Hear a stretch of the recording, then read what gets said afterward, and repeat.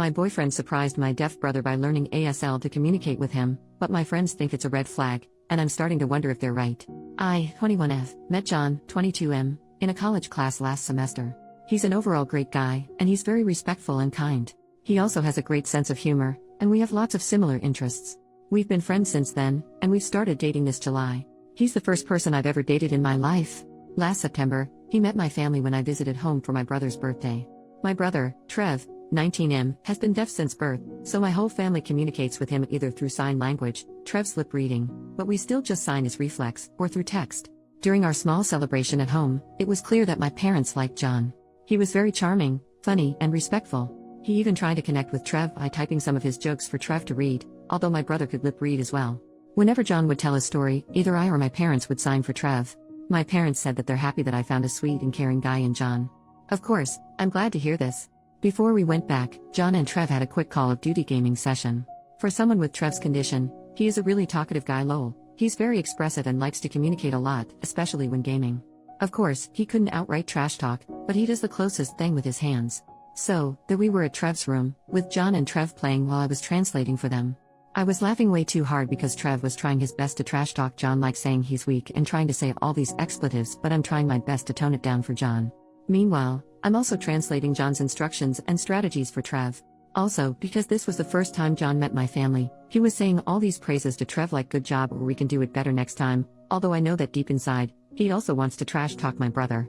The two of them got along pretty well, and they've been having some online gaming sessions since then. 2 weeks ago, John visited home along with me again for my mom's birthday. There, he surprised everyone, including me, by communicating with Trev through ASL.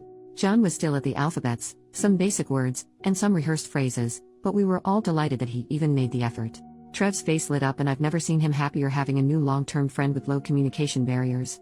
Apparently, John had been watching some YouTube tutorials and got a free subscription to learn ASL. The two of them had a gaming session again, and this time, John and Trev could communicate more directly. Of course, it was still kinda slow and I still had to do some translating. Imagine trying to baby talk to a grown man or talking to a caveman with choppy sentences lol, but I could tell Trev was having a great time. They also got more comfortable with each other with more explicit trash talking, which I didn't tone down this time. John had been religiously learning ASL since then, and he's making a lot of progress. I was so happy with this, so I told my close friend group from high school. However, most of my friends, especially my closest guy friend, told me that what John was doing was a red flag because it could be a form of obsession and emotional manipulation. He also said it was creepy because John's becoming too attached to my family when we've only been dating about 5 months. He also said that John might only be doing it so he could get laid or something. I know there's some validity to what my friends said, but I'm not really convinced. John has been a wonderful and sincere guy the entire time, and I know it's naive to say this because he's my first ever relationship, but I can see this becoming long-term. Yes, we haven't hooked up yet because I told him I wasn't ready yet, and he never pressured me to do it. However, is his behavior something I should really be concerned about? Again, I don't have any experience with dating and relationships, so I don't know if this is something that's truly concerning. My friends are pushing for me to break up with John, but I'm not sure. How do I proceed with this? Edit. Wait, whoa. I took a break to work on a paper and there are now almost 1,000 comments. I'll try to process everything, but thank you for your kind words, Reddit.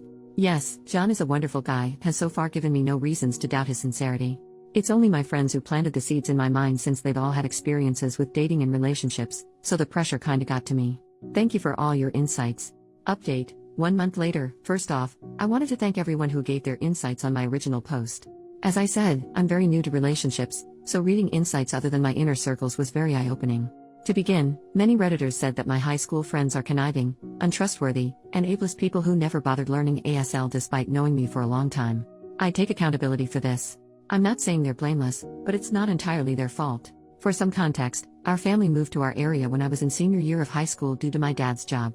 The friend group, 2 guys and 2 girls before I joined, was already tight when I came in. They then took me in after we got grouped together for a school project, and they've been with me ever since. We've been friends for about 4 years now. They're not exactly saints, but they helped me survive my senior year in one piece. They are fun to hang out with, and they were the support I needed when I was struggling. Also, during that time, my brother was having an especially hard time adjusting because of his disability, so my friends never really saw Trev a lot. To be clear, I was never ashamed of Trev. It's just that whenever my friends came over, he either locked himself in his room or was in a different area with his tutor and never really interacted with us. Whenever he does come out, he's really shy and awkward, so my friends mostly just get glimpses of him. By the time Trev became more comfortable in our area and found his own circle, my friends and I had already graduated from high school and don't really hang out regularly anymore. They're friendly and polite with Trev, but then again, they never interacted as much to the point of them actually needing to learn ASL for him. Now, for the update. Last week, my friend group had our New Year party and I decided to bring John along to meet the rest of my friends. My other friend in the group also brought his girlfriend, so this wasn't really weird. Others have done so in the past as well. I've commented in the previous post that John had only met my closest guy friend, I'll call him Mike, 21M, so I wanted the rest of them to form their own opinions of John after they've met him. Initially, there was some tension and awkwardness from my friend group towards John. They were a bit cold, and they were throwing some harsh remarks toward him. Eventually though, they all warmed up to him, and they were actually pleasantly surprised by his personality. We all got along well, and we all even had fun in our games. However, I could tell that there was still awkward tension coming from Mike towards John and the rest of our group. He was throwing meaner jokes more than usual and he's kind of isolating himself from the activities. The day after the party, I had lunch with my closest girlfriend Sophie, 21F, to clear the air because I could tell that they could also sense something was off. A lot of Redditors speculated that Mike had a crush on me and was jealous of my relationship with John. Turns out, you're all 1000% correct, but it's a lot more complicated than that. Apparently, Mike has had a crush on me since our senior year high school. However, he's known in our school as a notorious ladies' man and had a new girl with him almost every month. This got exponentially worse during college. He had different hookups almost every night, and he even had a pregnancy scare with a girl last year. I knew about all of this because he bragged about sleeping around every time we meet up. What I didn't know was that the entire time, Mike has been making up fake stories about me and him. Sophie told me that apparently, Mike and I had a pact that if we were still both single when we're 30, we'd marry each other. Also, he told our friend group that we hooked up after graduation and that he took my V card then, so he's my special person, whatever that means. He also told them that we've been secretly hooking up consistently throughout college. For context, Mike and I go to different universities that are just about 30 minutes apart. Lastly, Mike told them that I said I'm in love with him.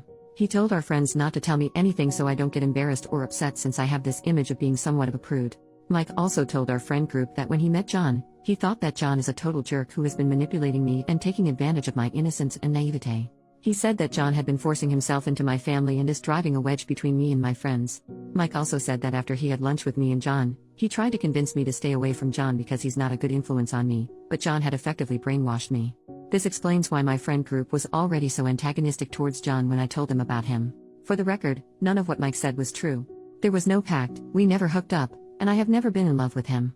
After that, Sophie and I asked the rest of our friend group, except Mike, to jump on a FaceTime call with us. They all shared different versions of what Mike told them. There were a lot more, but I disputed everything. We were all collectively shocked about everything that we learned that day.